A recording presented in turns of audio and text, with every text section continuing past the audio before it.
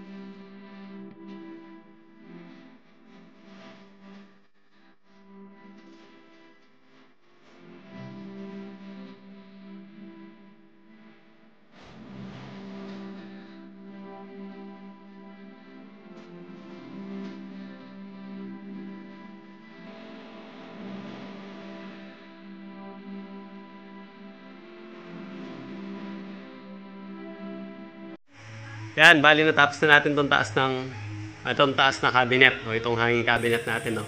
Nailagay na natin yung mga pinto. Yan.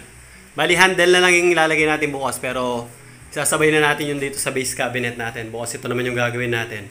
Pero bago yon, itatiles na muna natin yung loob para tuloy-tuloy na bago tayo magpinto. May divider pa rin dito yan. Para naman dun sa pull-out basket natin, papakita ko sa inyo. Tapos itong slot na to, ito yung para sa ating sa hood. Para doon sa hood range natin. Dito yun yung exhaust. Tapos bubutas pa tayo rito para doon sa vent niya. Doon sa dock niya. Tapos bubutas din tayo doon, packet doon. Yan. So, abangan nyo bukas yung paggawa natin dito sa base cabinet. Hanggang dito na muna yung vlog natin sa araw na ito. At muli, salamat sa panonood. Okay.